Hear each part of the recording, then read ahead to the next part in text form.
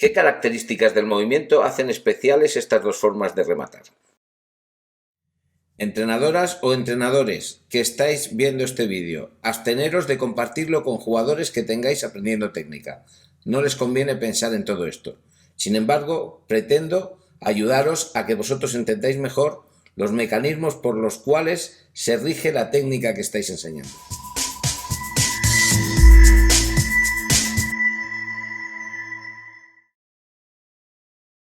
Para desplazar un móvil, bien sea mediante un lanzamiento o mediante un golpeo, nuestro cuerpo generalmente recurre a dos patrones típicos de movimiento. Uno se conoce como patrón de empuje y otro como patrón de lanzamiento. El patrón de empuje es idóneo para producir niveles elevados de fuerza.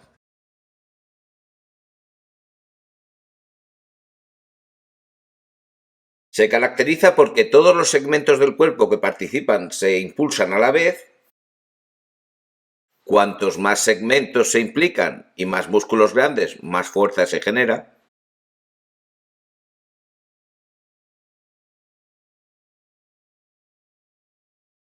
Y por desarrollar la velocidad máxima hasta el final del movimiento de extensión.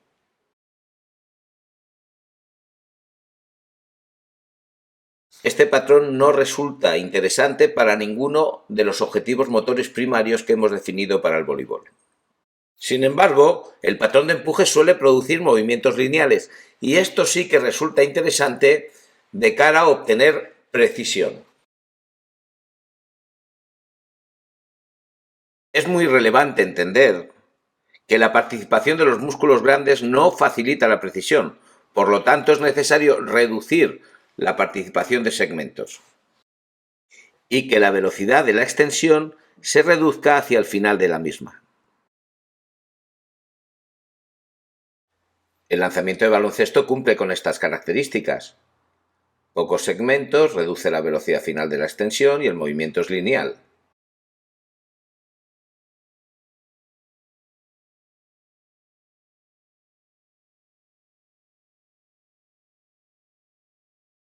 Sin embargo, si el peso del balón, la fuerza disponible del deportista y la distancia del aro no permiten un patrón de precisión, el cuerpo automáticamente recurre a un patrón de fuerza. Evidentemente, alcanzar el aro se convierte en prioridad, pero disminuye la probabilidad de ser precisos. En voleibol, este es el patrón más eficiente para ejecutar los pases.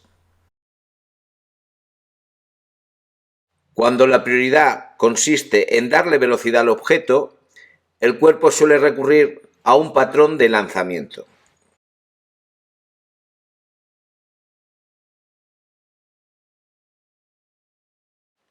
En este caso los movimientos ya no son simultáneos, sino hay una secuencialidad desde el centro del cuerpo hacia el extremo. Son más interesantes los impulsos en rotación, en lugar de lineales, como hemos visto en el caso de fuerza o precisión. Y el objetivo es obtener la máxima velocidad posible al final del movimiento, es decir, en la mano. La transferencia del momento angular de los segmentos más grandes hacia los más pequeños favorece el incremento de esa velocidad.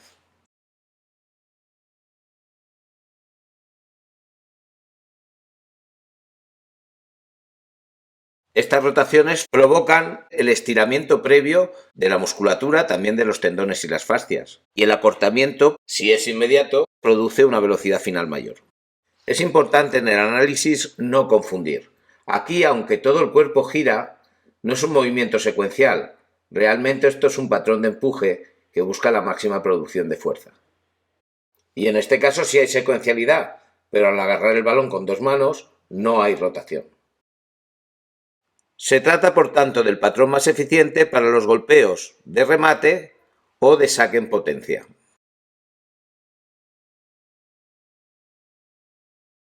Siempre que el objeto a desplazar sea ligero y la exigencia de precisión sea elevada, puede haber una distancia en que mantener un patrón de empuje orientado a la precisión sea insuficiente, pero antes de pasar a un patrón de empuje orientado a la fuerza, podamos obtener ventaja con un patrón de lanzamiento con unas características orientadas a la precisión. Se mantienen los movimientos rotacionales de los segmentos desde el centro hasta el extremo secuencialmente, pero reduciendo la velocidad final del movimiento. En un momento dado en el proceso de iniciación deportiva, o si queremos abordar el saque desde una distancia considerable, este es el patrón ideal para el saque de tenis. Volvamos a la rueda de los objetivos primarios de las acciones del voleibol.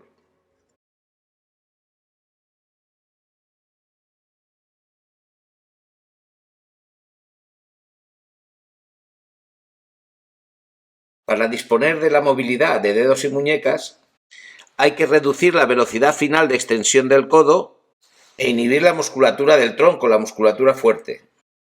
Sin embargo, cuando el patrón de empuje demanda fuerza, la extensión de los codos produce la máxima velocidad hasta el final del movimiento y además se incorpora los músculos pectorales, que son más fuertes. Por lo tanto, se reduce el potencial de precisión. Este patrón requiere menos empuje de brazos y más acción de dedos y muñecas.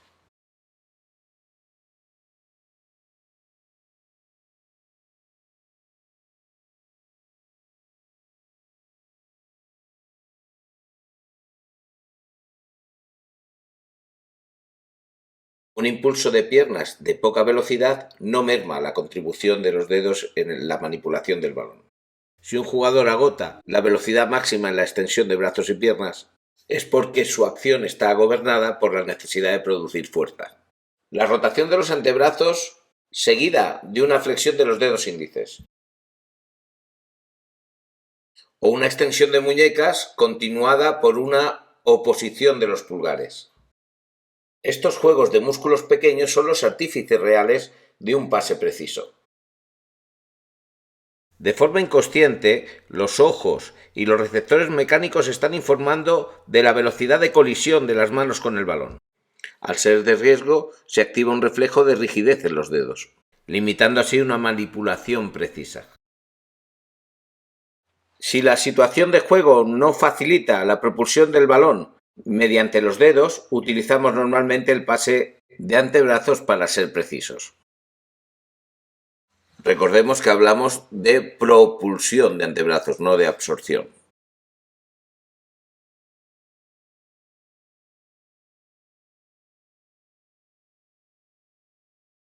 Cuando los niveles de fuerza son suficientes, es más preciso un saque con un movimiento lineal, es decir, un patrón de empuje orientado a precisión.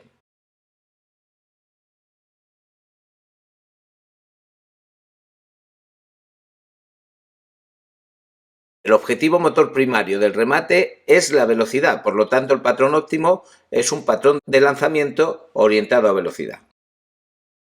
La coordinación de una secuencia de rotaciones que se inicia con una torsión en el nivel de la cintura,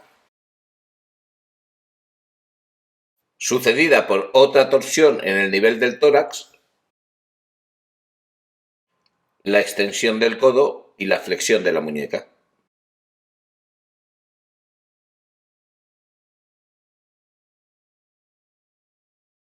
La cadera trasera se adelanta con velocidad, mientras la amplitud del armado de los brazos disminuye la velocidad de giro de la parte superior del torso, creando un estiramiento de los músculos implicados en la rotación del tronco.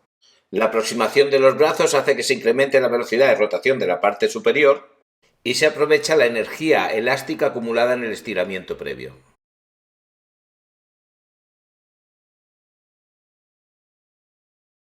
Desde el tórax hasta la mano, cada segmento tiene menos masa, por lo tanto, al transferirse el momento, se incrementa la velocidad. La secuencia brazo-antebrazo también genera un ciclo de estiramiento que incrementará la velocidad disponible en la extensión del codo. En algunos casos la cadena es más corta, comenzando directamente con la torsión del tórax. Se necesita una torsión más activa en sentido contrario a la dirección del golpeo.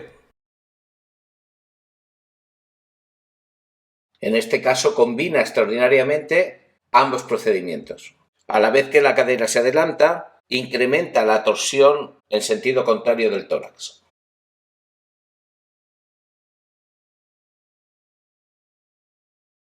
Un movimiento sin rotación, más lineal, es más preciso, pero dificulta la máxima producción de velocidad. Si en la cintura no hay una rotación que aporte impulso y la torsión del tórax aporta poco recorrido de estiramiento y acortamiento, se produce poca velocidad y quiere decir que ese patrón se forjó en su aprendizaje desde una necesidad mayor de precisión que de velocidad. Como ya se ha dicho, la relación entre la fuerza del ejecutante y la distancia puede hacer interesante el recurso de un patrón de lanzamiento pero orientado a precisión. Patrón propicio para el saque de tenis flotante.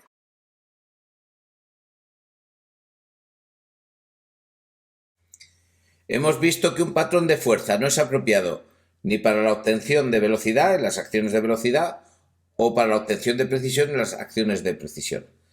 Sin embargo, precisamente por eso, es muy importante el desarrollo de la fuerza en nuestros jugadores.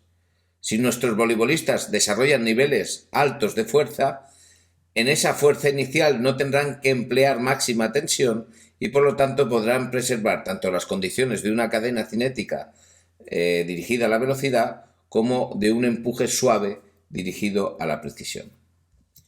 Y otro factor fundamental, tanto para producir velocidad secuencial como para producir precisión, es la movilidad articular y la elasticidad muscular.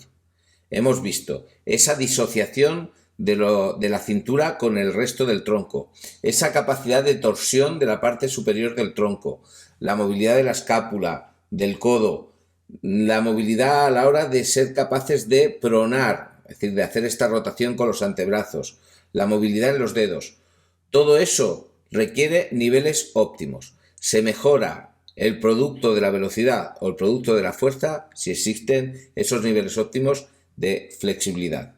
Por lo tanto, es muy importante desarrollarla en las edades propicias y mantenerlas para el alto rendimiento.